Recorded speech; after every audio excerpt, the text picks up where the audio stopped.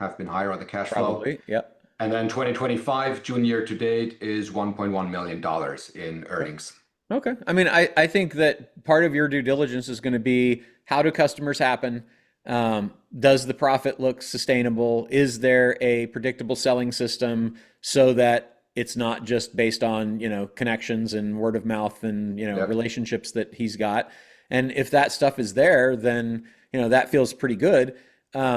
You're in at a pretty good multiple, as you said. The more of the, you know, what you typically have to protect you is your due diligence. You have your seller's representations and warranties that the things that you are, observing are in fact true and will continue. And then ideally, you would have a holdback in what we call a basket for some, for unforeseen things that might come up. That's typically somewhere between 10 and 30%, of the sale price. And that could be an escrow, or I prefer it to just be, a holdback that is really, that's effectively kind of like, like a seller financing. Basically, you just say, hey, we're going to have the typical holdback is going to be 20%. So that's going to be, $940,000. And I'll release that over a 3-year period, or like what it usually says in the agreement is after 3 years, it'll be released. When I'm negotiating, I try to get like a third released, if there aren't claims, but then you get to basically reduce that amount by anything you discover that, that isn't as per the reps and warranties in the contract. You could also purchase reps and warranties insurance and charge that to the deal. So maybe, that you want to have $2 million of reps and warranties insurance, and it costs you $200,000 to get that. Then you basically say, we need RWI for $2 million, and that's going to cost 200. So that's going to come off the purchase price. And that helps you save money, and it makes him feel good because then he's not on the hook for that million, or 940 or whatever it was. And then the other thing would be an earnout, right? So, what are the conditions that are causing the company to produce the 1.2 during this 6 months during, first half 25? And what happens if those don't continue? So pay part of the purchase price now, and then the balance is an earnout, and say, I don't have any problem paying you, but as you know, it's a very young business, and you went from negative to a couple hundred to like 12 times that. So we want to be sure that happens. I know you want that to be the case too. So let's do an earnout, and let's do that over 2 to 4 years for 20 to 40% of the value of the company, and then you pick the conditions that are important. Probably the easiest would be gross sales, but it might be key customers, whatever the things are that are driving that revenue now. Does that make sense? That makes sense, yeah. And would you do both? So the holdback and the earnout, I do all or of one of them. them? Yeah, exactly. Because all of those things, like each of those things is a lever that helps you get the amount you have to come out of pocket lower. And it also gives you a reduction of risk. I get that, but would he agree to that? Because that looks like two instruments, That's financial up to your instruments doing the negotiating, same, right? Thorsten. I mean, you got to talk to him about that. Yeah. But I mean, Okay. it makes sense. Like if I'm talking to that person, I'm like, hey, give me a first name. What's the first name of the person? Call him Kevin. Kevin, I Kevin. think. Yeah. Kevin. Okay. So basically, it would say, hey, look, Kevin, I'm really into the deal. I'm not going to argue with you about the purchase price. As long as everything goes as it has gone the first part of 2025, I think this is a fair price. The challenge that I've got, that I'm getting from my investment committee, which can be, your alter ego, is the pushback is basically, hey, there's no history, and it's a pretty steep increase in profits from last year to this year. So we just want to build in some guardrails on that. And the way we typically do that is, and then I would have a conversation about the earnout. And then I'd say I would wait on the rest of it. I wouldn't really wait until I'd wait until I got to the definitive agreement and had the LOI signed to talk about the RWI and the other things, because you're not going to really spend money doing your due diligence to find out what are the issues that have caused the increase and the risks that might cause a decrease until you get the LOI signed and get to DD. So when you're in due diligence, then you're going to have the conversation and say, look, now as we're negotiating the definitive APA, the asset purchase agreement, or equity purchase agreement, some things have come up, and your basket provision is going to be a standard thing that's in there anyway. So like that holdback, is going to be in there. If you're using a template, it's usually an escrow. So that means you actually have to take that cash and put it there. I typically change that to, not escrow, so that basically I pay them the money. But so that's in there. So you're going to argue about what amount that is. You're going to argue about working capital adjustment, how much cash that's in the business now does he have to leave. So those are all negotiating points. And RWI comes there, right? The reps and warranties are in the definitive agreement, not in the LOI. And so when you get to that, you just basically put RWI insurance to cover the reps and warranties up to an amount. And then you can start having those conversations. So that way you're not having to hit everything at once. And I think that's important because that's how these deals are done. They're very incremental. What is the term sheet, the LOI, the rough agreement we have? That's where we talk about seller financing. That's where we talk about DDP, deferred down payment. That's where we talk about earnouts. That goes in that document. Then when we get into the definitive agreement, post LOI signing, and we're in due diligence, we talk about those other things. So that's kind of how I would do it. Okay, so earnouts would go into the LOI already. Absolutely. Okay. So there might still be a gap to the full purchase price then. Do you know if SBA financing would be possible with just one, let's say, positive tax return, 2024? 2023 is an investment year, so it's negative. Yeah, I mean, I would think that it would. You can, we can connect you with Baz and you can talk with him about it, but he's our, our SBA concierge. But I think, I don't know why it wouldn't. I mean, they're going to be looking at the numbers, as long as the numbers are there and it fits their parameters, I think you'd be fine. Particularly if you're not going, they finance up to 90% of a deal like that, particularly if you need less than that because you've got other financing, that you've, used our creative terms to help reduce the amount of cash you need. Yep. Okay. Perfect. I think that answers my questions. Yeah. All right. Go get it. I like it. That's exciting. Thank you, Thorsten. Thank you. Thorsten, shoot me an email and I will directly connect you to Bas and make sure you guys can chat there. Okay. All right. Thank you. All right. Looks like Camilo, you're up. Hey, what's happening?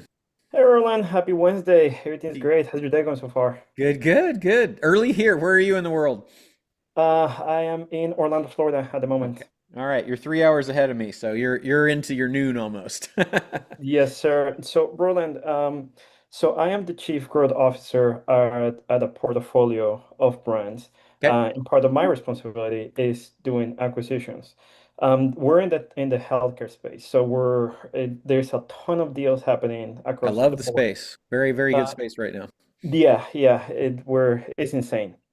Long story short, my question is related to limiting beliefs and understanding how big deals happen. So there's a company, I read an article last week. There's a company that directly competes with one of the brands in our portfolio that launched last year. And last week they announced that they acquire a major player in the space for $500 million. And conceptually, I'm trying to understand how those deals usually happen. Because I've gone as far as submitting LOIs for $17 million. I'm looking at a deal for $50 million. And even the one that I'm looking at $50 million, I have no idea where I'm going to come up with the money. I know part of that is going to come from our balance sheet. But the rest, I don't know to what extent, since I've never experienced it, I can go to capital markets and request $40 million credit line or loan. So I want just your guidance, just helping me break limiting beliefs and helping me understand how large deals happen. Sure.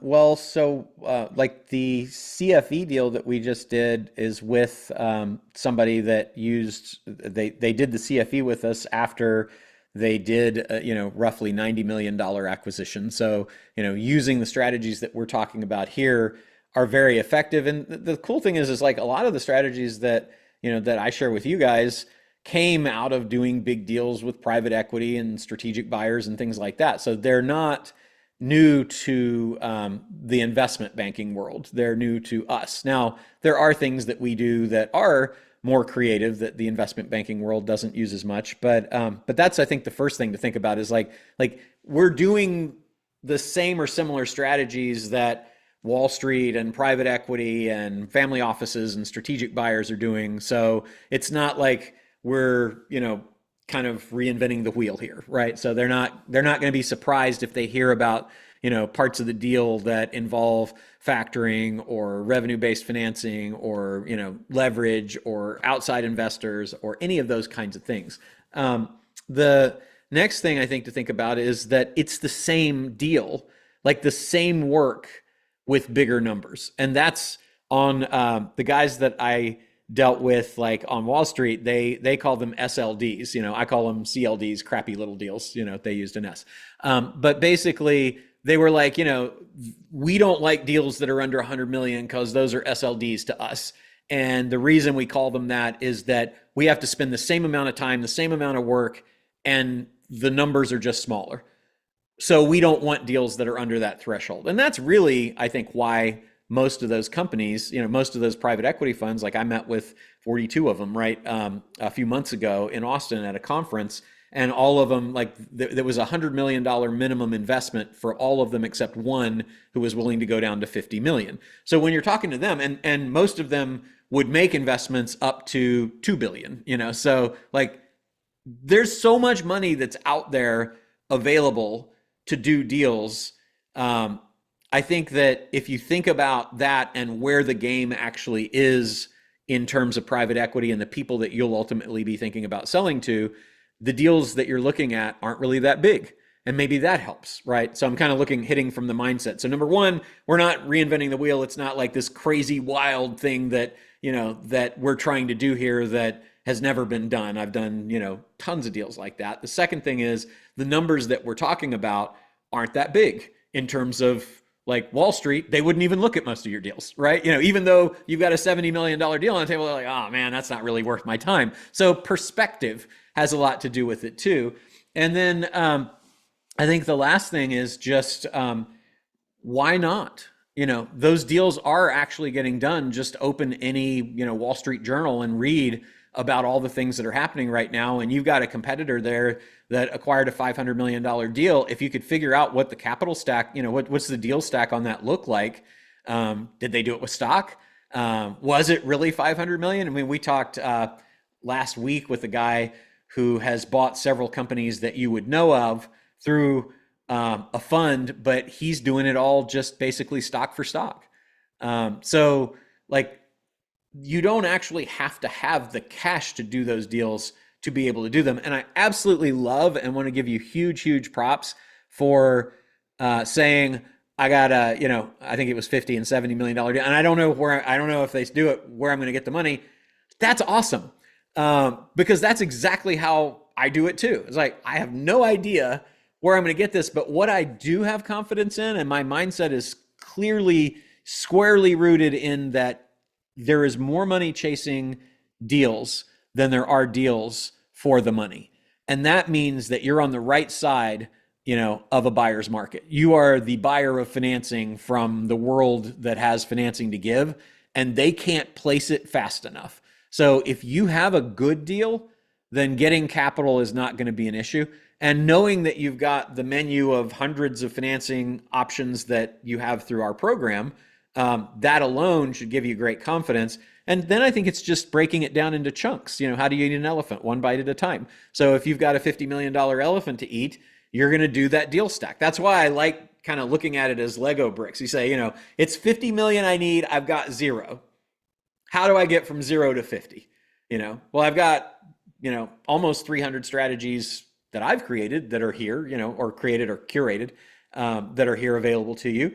The easiest strategy of all is, 100% seller financing, So who's the seller? Do they need the cash? What do they need the money for? What are they going to do with the money? And then you just start breaking it down, and you'll find that you start chunking that down, and 50 becomes 40, and 40 becomes 30, and 30 becomes 15, and then before you know it, you're really, really close. And now maybe you've got a 10 million gap to bridge, but now you're going to the market with a deal that is, in that case, 80% financed. It's a $50 million deal. I got 40 million here in seller financing and earnout and, accounts receivable and leveraging the assets of the business and ABL and integrator equity and rollover, so now I just need 10 million. That's not that tough, right?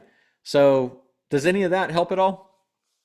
Yeah, you just got my wheels turning because I know I can pull at least 5 million. I can leverage 5 million from our own balance sheet. Okay. And I'm just trying to think how much it would be. Because long story short, I had a conversation with the potential seller. They're not even trying to sell. I just think that's a great opportunity because they're growing tremendously.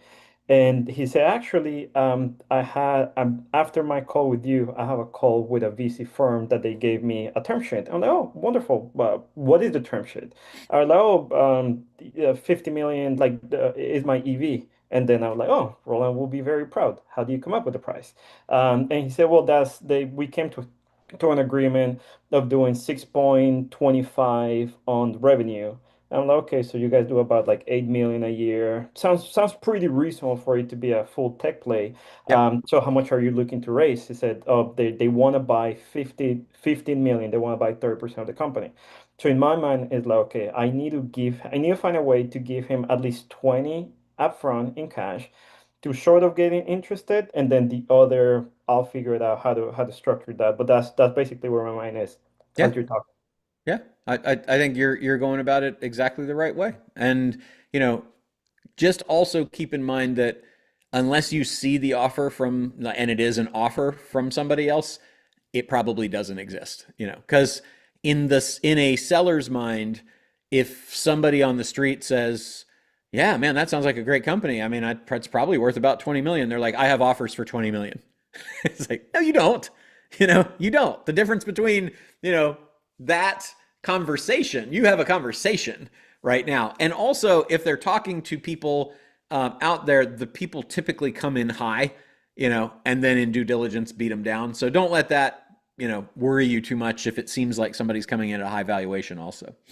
Do you guys have any resources or introductions to capital markets whenever I need to borrow We do. large amounts of, Yeah, yeah? you can chat with Deanna about it. Okay, sounds Yeah. great. Camilo, Awesome. send me an email. I've got several people I can connect you with for sure. Wonderful. Sounds great. Awesome. Thank you, Roland. Awesome. That sounds cool. Fun deals. I like that. You're welcome. All right, Tamara. So good seeing you last week. You are Hey, up. Cameron. Thank you. It was really great to be there. That was really something. Awesome. Um, so I'm new and setting up all the stuff I got with the board. And the first thing it asked me is for a business name, which I'd been operating under my own name. So I chose one and then immediately was faced with, should you put it um, capital ventures equity group partners? I asked Chat GPT about all this and it gave me its opinion, but I wondered if you had a quick one because I'm kind of ready to pull a trigger and put that in. uh, I'll stop there for a second and then I have one more. Yeah, I think capital holdings or investments are good, you know, good to put on the back of it. So, you know, you could basically have, you know, born investments, you know, some born capital, something like that. I think it sounds um, very, uh, it sounds very credible to have that. It's what people are expecting and who they're expecting to deal with, and it will kind of pre-frame their expectations of what you have available and reduce friction in terms of credibility. Okay. And then one of my best friends is a lawyer, and he said, don't even think about doing all that stuff on your own. You should be doing this over here, not that over there, in terms of a lot of the technology and stuff, which I can do if I look at long enough. But What we're technology are we talking about? What stuff is? oh, a lot of the marketing stuff and landing pages and I would build none of those. You don't need anything. You have a site that we give you that's already built with lead capture for from Epic Board. That's all you need. You don't need anything else. That gives you all the credibility you need, and then just, you know, flesh out your profiles on LinkedIn and, you know, the other socials, and that's it. So don't do that. You don't need to build landing pages. You know that you'll have the place that you can send people if they need to, you know, to do a credibility check, and that will be all you need. But this business is driven primarily from outreach and networking, not from, you know, running Facebook ads. so with the CRM system and incubation and all that, wouldn't you just put that in as you go along, like all Yeah, and the you already this have stuff? all that too, because Epic Board, you have Epic Business Suite, right? So Right. so we actually have all of those things built for you already and templated. So just chat with Deanna and Bailey about that, and they can get you connected with it. All right. And that's it. Thanks. All right. Well, that's easy. I like it. All right, Tamara, make sure that you get I know you're doing an onboarding call with Bailey and she'll walk you through that business suite, and then you've got me, and whatever you need, we've got you. Okay. Okay. All right. Awesome. Thanks. All right. Thanks, Tamara. All right. Looks like Gary, Hey, you Gary. are up, Gary. Hey, Long Roland, time no see, right? right, great catching up last week. Yeah. Just wanted to kind of go over that healthcare deal that I was brought up, that we almost had the private equity that was going to fund it, but the payer mix was slightly off. Yep. I've been working on it for, I don't know, it feels like 6 months now, and so that means that there's genuine interest. And I kind of wanted to make sure, maybe I'm overthinking this, which I tend to do. When we're going to go the SBA route, we already let the seller know, who really wants to be more of a partner than like a seller that walks away, because they couldn't get, like, they feel they could grow faster with us when we buy some of these other facilities. So what we kind of told him was, is if we, I didn't tell him it was SBA, but when we do the capital infusion, we're going to have to buy 100%, and then they would roll back some of that, because really we negotiated a $5 million purchase price, and they were thinking that basically if they had 1.5 million to kind of share between the partners, then the rest could be kind of rolled forward as growth capital and maybe some operating capital. Sure. So really what they were looking at was we would somehow land with a 30% equity or a profit interest, and for 1.5 million. But when SBA kind of changed their rules, I don't know how to, like I'm having trouble structuring it so that if I can't come up with the 5 million now with the SBA, but I could come up with 1 million and then do some of those other tricks like the AR factoring. Some of that has to be done after the acquisition. Yeah, And if which is why you have the DDP, right? So the amount that you need to have, and so what he's talking about, for anybody that doesn't understand, is that some things, some financing that you might use to have the company literally pay for itself, in the acquisition, you have to have title. You have to be the owner of the company and have title to the assets, because you're going to get a loan against effectively the equipment of the business or the accounts receivable and things like that. And so that's what we use the deferred down payment for. So it's just that short-term form of seller financing. So let's say that that's $1 million that you're going to need through ABL and RBF and ARR factoring and stuff like that. Then that's going to be the DDP, Gary, that you just give yourself the time and say, basically, this is the amount. We'll sign all the deals, sign all the docs, we'll close the deal. All of the financing that I can do prior to title will be paid then, and then I'm going to provide the balance in whatever period of time. Give yourself more time than you think you need, but let's say within 6 months, I'll give you that extra $1 million or whatever it is. So wouldn't we have to kind of get them to bless off on us re-leveraging some of those assets before? Yeah. Because that's kind of the hard part. I didn't know what the best way, because if I tell them too much, they're like, well, why do we need you as a partner? Maybe we'll just do this themselves, or maybe. Well, why do they need you as a partner? Why don't we answer that first?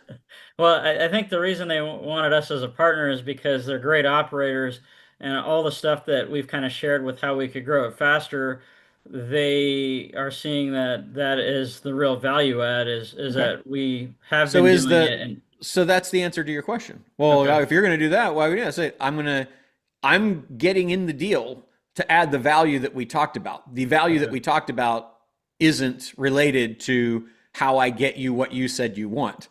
So if you want the value that I'm bringing into the deal, then this is how I can make that happen. This is how we do these deals.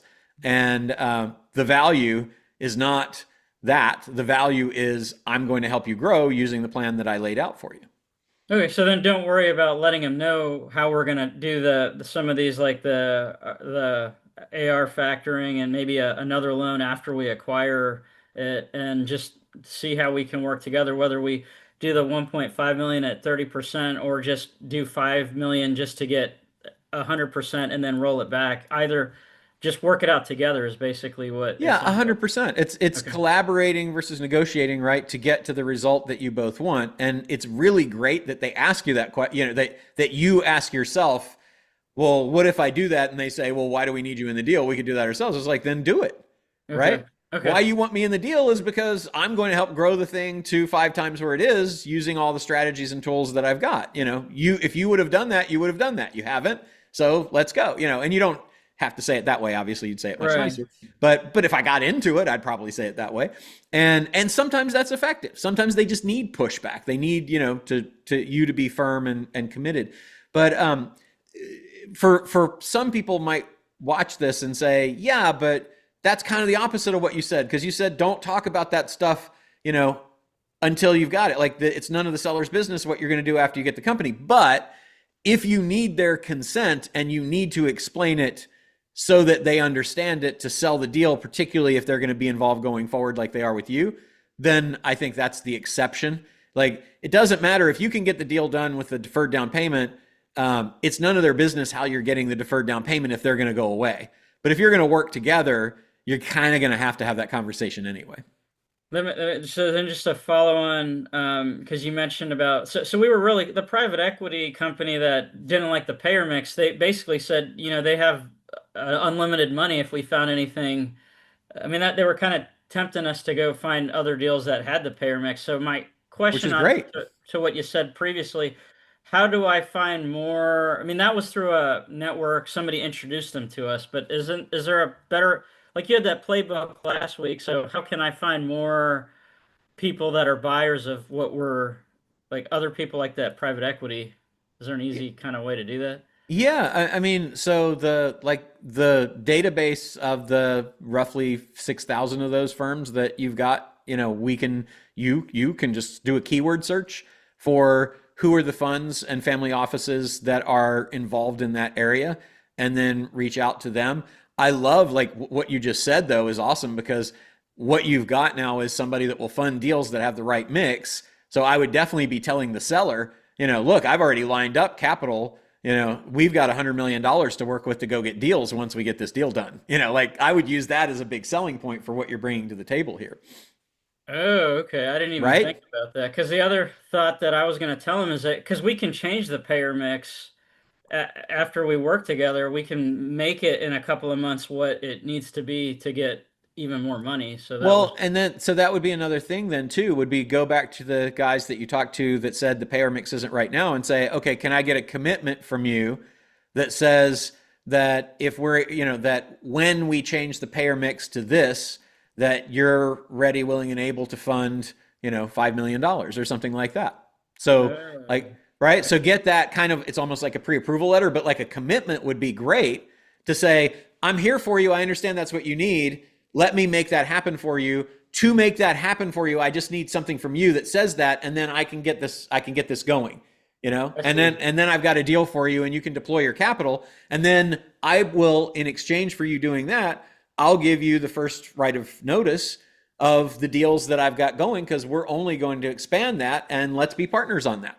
Right? Now bring that deal that you've got with them to these guys. This is the perfect Hollywood deal. Like this is, you know, I've got you know, Timothy Chalamet to do this, and I've got Zendaya. You know, you tell each of them that you've got the other, and then you don't have either of them, but because they think you have the other one, they're like, okay, and then you put them together and you make Dune, right? You know, so I didn't even think about that. That is very helpful.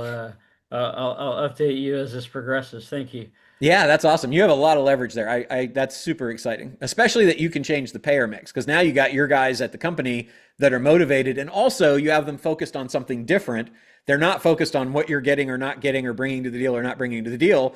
They're focused on, look, I got $100 million sitting on the sideline to buy businesses, and we need to fix this payer mix because it's not appealing right now. Like you're doing two things that you're having them look at other things than your deal. And you know, 6 months they've been really, it's been collaborative. So I feel like the interest level is high, or they're Clearly. so I just gotta, I'm almost there. So thank you. You're gonna get it. I love that. That's awesome. Take care. Awesome. Go close that deal, buddy. All right. Sheldon, you are up, my friend. Hey, Sheldon. Thanks, Deanna. Hey, Rowan, like the hat. Thanks. Thank you for doing the adjustment that you did on our attendee there at the event. I appreciate that. Oh yeah, I need to follow up with them. So I was gonna see if you could help talk me through this. With my practice, the physical therapy practice I'm putting in the roll up. My thought was they want us to keep building it out so that it has more revenue, more value, Yep. toward the exit, so we get a bigger pay. So then my first thought is mergers, acquisitions. Can I bring something in that fits in line with my therapy practice versus trying to spend the time to build it out, growth scale type stuff, Yeah. or with it. But when I go back to the roll up group, every time I try to bring it up to them as far as doing that, whether I partner with or merge with another physical therapy practice to build the size of mine out, what they're telling me is that I have to I can't, it doesn't connect to mine as like if it's a merger. I have to submit them as a different business going through the roll up. So I'm trying to just process this, and I don't know if you had any feedback on that, or is that just kind of just what? Ask that as a single question so that I can be sure I'm answering the right thing. Sure.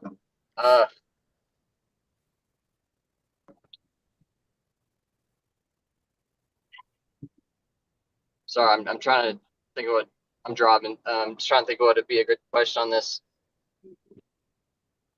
How can I acquire another therapy practice that would connect with mine so that whenever I exit in the roll up, it's attached to it. I mean, I don't know if the better way to ask this is because when I go back to them, they want me to, if I do any mergers or acquisitions, they're saying that it's not connected to mine. I'd have to have it separate. So I don't know if that's just the roll up group. So would you go back to the roll up group and say this is?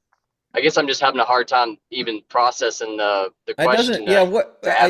What it sounds like they're asking for makes no sense. So that's probably why you're having both a hard time understanding it and articulating it. And maybe that's not what they're saying. But I think what I would just do is reframe it back to them and say, so what you're telling me, I think, is that if I grow by acquiring other companies into my company, then you're not going to give me credit for that, which makes no sense because that's the whole purpose of doing the things that we're doing. And that's how I'm achieving inorganic growth through acquisitions.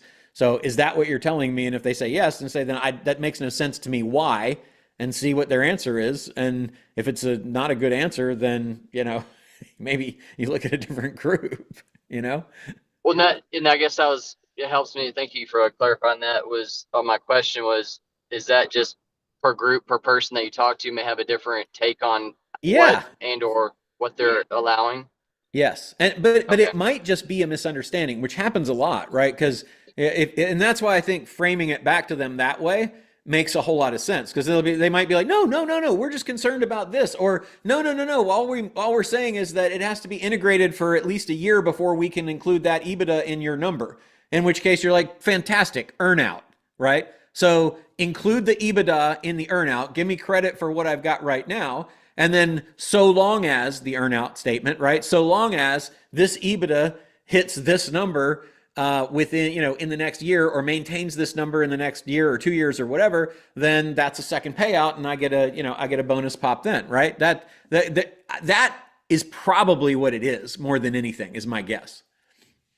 Yeah, they're viewing it from a risk standpoint. So the closer the exit happens, they feel like it's more of a risk. So there was an earnout on it. Yep. But for me, if I don't bring it in as a merger under my practice, the percentage is a lot less on the new practice coming in. So that's where, for me, I'm having the disconnect of if it's a merger, then I'm like, okay, well, but it's part of my practice. But in their eyes, it could be a risk on their end that, well, we're closer to the exit.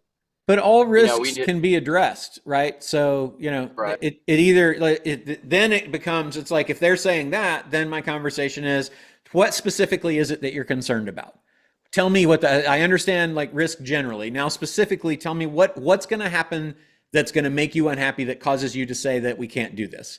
And they're going to be like, well, it could be this, this, and this. And you're like, okay, let's address those. We can do that in the reps and warranties. We can do that with a holdback. We can do it with the basket. We can do it with seller financing. We can do it with an earnout. There's a million ways to do that. we're only limited by our ability to figure out how to identify the specific risks and amounts that they're concerned about, and then account for that in some way through some term of the deal. So that, I believe, you can always do. And if they say, no, there's absolutely no situation on earth where we can do that, then I would say, I feel like you're being unreasonable. So I'm not sure that it makes sense for me to include my practice, at least at this time, because I'm not going to get credit for it. And it feels like you're kind of trying to arbitrage me down from having this participation in the event that it's part of my practice, and this if it's part of the roll-up. And maybe that's it. Let's talk about, you think it's a conflict of interest because I get a higher percentage here and a lower percentage there, and you're trying to kind of box me in and wall off my practice where it is right now. And you're concerned that I'll take opportunities that could go into the roll-up and put them here instead. And that makes sense. Let's talk about my incentive to do that. How do we address that? Right? Great. Thank you. I appreciate that. Yeah, and then 100%. One follow-up on Gary's. I don't know if this was what he was referencing, but if you're only using a percentage, like say instead of buying out the whole business, you only need 30% of the funding, is SBA, are you allowed to just get, let's just say you only need 30% of what that acquisition would be, or are they making you take out the full amount? The reason I asked that is one of the practices I was looking to acquire, I only needed, let's say, 1 million to get the seller up front, but they made me take out and it may just be per SBA or per lender, but they said I had to take out the full amount. So I didn't know if you had any feedback on that, or is that just per lender? Yeah, that's the lender, because it's not the SBA that's saying that. That's the SBA lender that's getting the guarantee from SBA. Okay. So you have to do what Deanna did and play them off against each other. Yeah. Thank you. Okay. Yep. Thanks. You're welcome. Awesome. Good job, Sheldon. All right. I think we are down to Andrea and Ruben. So we'll go with you, Andrea. Hey, Andrea, how you doing today? Yep, you're muted. There you go. We'll mute. Sorry about that. Hey. Been in the program for several months. I just took my first leap, and I've been talking to a broker through it, but it's an off-market deal right now. I'm in Florida. It's a non-emergency medical transport. Okay. And so the seller has been in business for about 10 years. He's selling a piece of his business for a regional area. I'm still a W-2. I'm not leaving my full-time job in the next 1 to 2 years. So they're offering management of this piece of the business, the geographic region that they're selling off. So I have a couple of questions. I'm going to put a deposit down, like from my own. But at what point in the process do you talk about seller financing? Like, is that after the LOI is signed? No, seller financing would be a key point of the deal. So I'd be talking about that now. Now, okay, Yeah. all right. And then, so they're offering me, they will manage the business for me. They're offering to the management piece of it at 25%. But how would you evaluate a management fee? Like 25% of what? Of the sales. 25% of gross sales. Gross and what sales. is the margin what's the net margin to gross? The percentage, I don't know, actually off the top of my head. Hopefully it's more than 25. Right? I think it's 27. Sorry, it is 27. So after their 25% of gross, no, it's higher than that, Roland. Sorry. Yeah, okay, I see where you're going with it. Right? I got it. Yeah. So it covers it. Yeah, I'm still making a profit for sure, 100%. So you can go to industry statistics, you can go to salary.com and payscale.com and figure out what would it cost you to have the team that they are providing. And then that will help you figure out, like the industry stats say payroll shouldn't be more than, let's say, 20% of sales. They're immediately saying payroll is going to be 25, assuming that that's everything fully grossed up and you need no employees, then you're at 25% of sales. And if the industry is 20%, you're 5% over. So that would give you leverage to negotiate. And right? I could just Google that, industry stats for payroll. Yep. Okay. Well, it was 25 plus they're charging me a fee for the 2 workers that they're yeah, so figure out what that is as a percentage of sales. That's one way to do it, to just say, am I in the ballpark?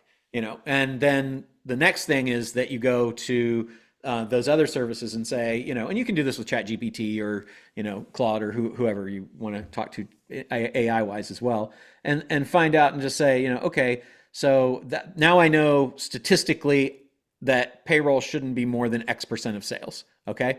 I'm going to be an underperformer or an overperformer or at market. So ideally, you're an overperformer and it would be under whatever that percentage is. Let's say that you find out it's 30 and they want 25 and your two people take it up to 5.5. So, okay, great. That's within the range. Now it's going to be, let's look at what would it cost me. This is a buy or make decision. What would it cost me to not outsource that to them and instead have the people hired that are going to do that? And you might say, okay, well, it's a chief marketing officer and that's $100,000 a year, and it's a chief financial officer and that's $100,000, and it's a chief operating officer and that's 100. That's $300,000 for the team of 3 that they're offering me. I'm just making it all up, right? Yeah. And so that's $300,000, and that compared to the 25% that they're charging me is more, or it's close, right? But here's the advantage that I would give to them if they're operating well and profitably and successfully, and their ops numbers, which is the other thing I would check against the industry. How's growth? How's profitability? Is net profit at a 20% above or below industry average? Because if the industry average is 27 and they're operating at 20, maybe it ain't that great a team, right? Yeah. So those are kind of things that I would be processing to do my analysis and then see, if it's in the ballpark. You have the wonderful benefit of continuity, right? You do have quite a dependence on them. So as part of the acquisition, I would definitely build in that, a term of the contract is this, and in the event that they cease to operate or cease to maintain certain margins or things like that, which I would all put in my contract, then the selling price would be reduced lower. by some amount. Okay. Yeah. Got it. Thank you so much. You're welcome. All right. We are going to go with our final one is Ruben. How are you? Ruben, how you doing? Hey, Roland. Thanks for taking the call. Absolutely. How can I help? The wealth of knowledge is amazing. You're like my human GPT. It's awesome. I like it. I like it. This question is around leveraging the acquired business. And so here's the context. I made my first acquisition. Yep. Small deal, but my first, Congratulations. but a deal nonetheless. So yay. Yep. It's a courier business, and it was an asset purchase. And so we, formed our own LLC, got our own EIN. And so what we're doing now as we're transitioning and kind of integrating the acquired business, we're trying to secure the service agreements that this company had or has with all of these clients. And there's 6 of them we're looking to secure these contracts with. Okay. And so we're approaching these clients, and they're looking at us as essentially a completely new company. Yeah. Because we have a whole EIN, new EIN. We have to, secure our own general liability policy. They're asking for that. So I have one company asking for us to become an approved vendor, right? They have all of these kind of policies that they've got to go through to approve a vendor. And so they're asking for insurance and all that stuff, which is, reasonable. But they're also asking for years of experience and any kind of relevant case studies or testimonials. I mean, this is, I think, maybe a bit above and beyond, but nonetheless, they do want that. So now our new business, and I've actually changed the name. Maybe that's a part of the problem too, but I changed the name from the original name of the company, and there's reasons why I did that. But anyway, the new company doesn't have any experience. We're literally a brand new company, right? I would tack on the experience of the company that you bought. Okay. And that's what I was going to ask. So I did change the name. Would I just say Luna Express, formerly known as Coach's Courier? Yeah.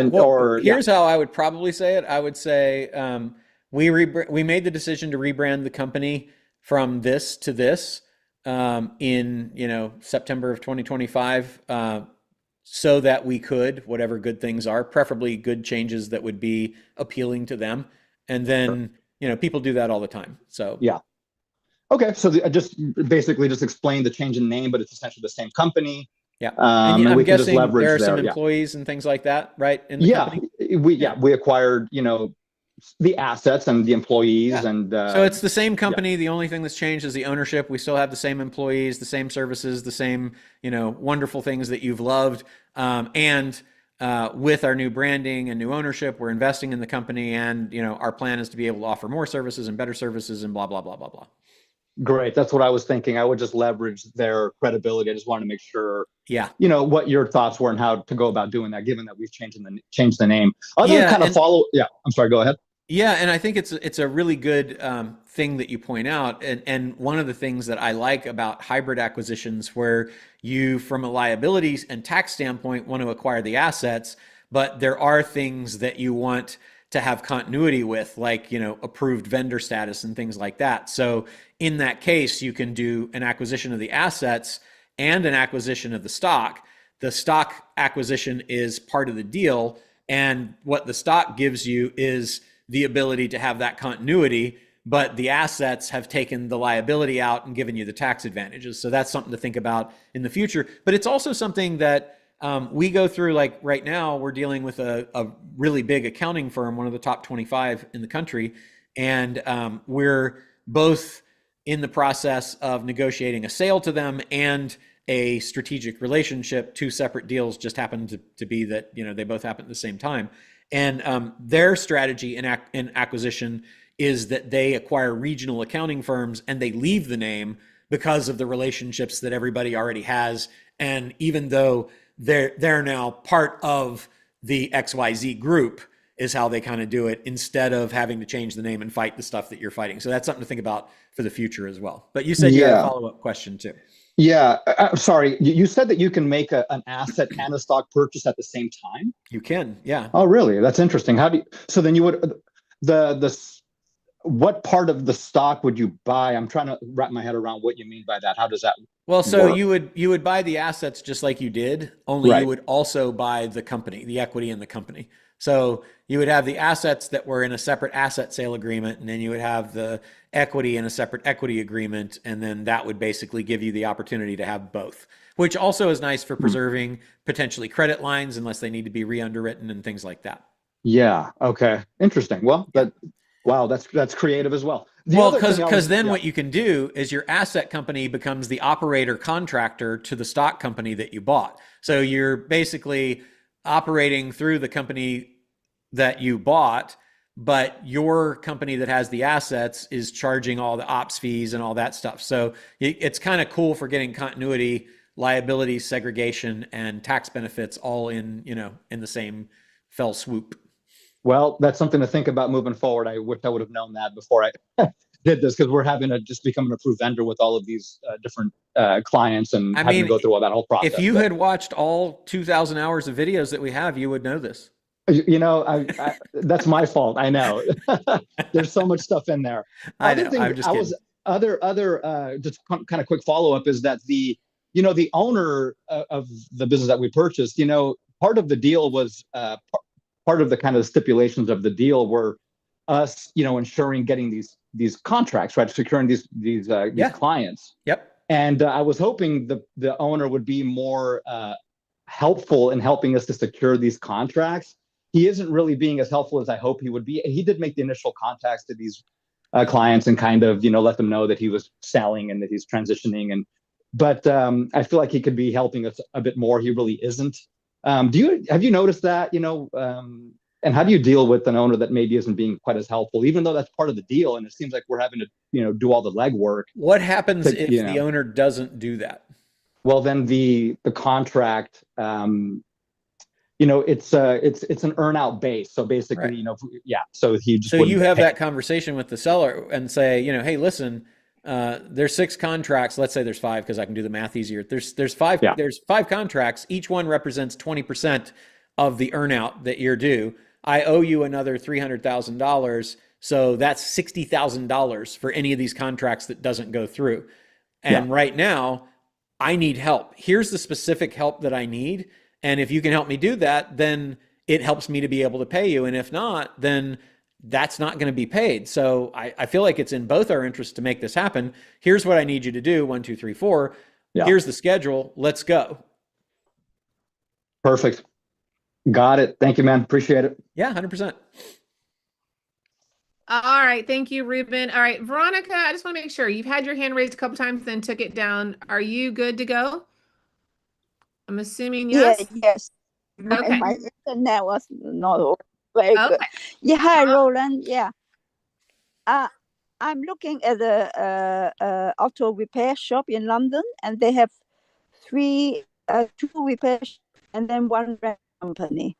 And the owner is no, it's established for 30 years now, and the owner want to retire. So, what he want is the yearly revenue is about 700,000, and they got equipment and spare part worth 200,000, and they got 9 employees. So I just see how do I go about it, and I haven't met him yet. I'm going to see him next week, and what questions and what information I need more from him. Yeah, I think that's a really big question, but I think that's perfect for getting on with Deanna and having her coach you through the steps, Yeah. because that's a longer answer than what I can do here. Okay. All right, so Veronica, just reach out to me when you have the information, once you've spoken to the seller, and then you and I can talk through that, okay? Yeah. And I'll do a deal Awesome. review. I'll Okay, do a deal then. review Thank call you. with you. Yeah, no problem. Happy to help. All right, everyone. Okay, thank you. Thank All right. you. Bye-bye. Bye-bye, Veronica. All right, everyone. Thank you so much. And Roland, great as always. Great I calls. love the deals that you guys are bringing, cool deals and lots of great, the issues we're talking about are the real issues that you deal with as you're doing these deals. And so what it tells me is that, you got this going, and that's awesome. And I love hearing, like Ruben just completed one, Gary, I think he's going to bring that one home. It's just, it's so fun to help you guys make these things happen. So thank you for letting us help you guys with this. All right, everyone, let's go close some deals for all of you guys that are in fast track. I can't wait to keep talking to you guys as we're going throughout the rest of the week. And go close deals. Let Bailey or myself know if you need anything. We are here to help. If you are needing to be connected to our SBA concierge, hit us up. We'll be happy. And I think next Thursday we're doing a training on CFE. So ask Deanna and Bailey about that as well. We would love to have you guys there as well. We can give you a personal invite. We will be happy to have you all that are here today join us next week for that CFE training. So absolutely. All right. Well, Roland, thank you.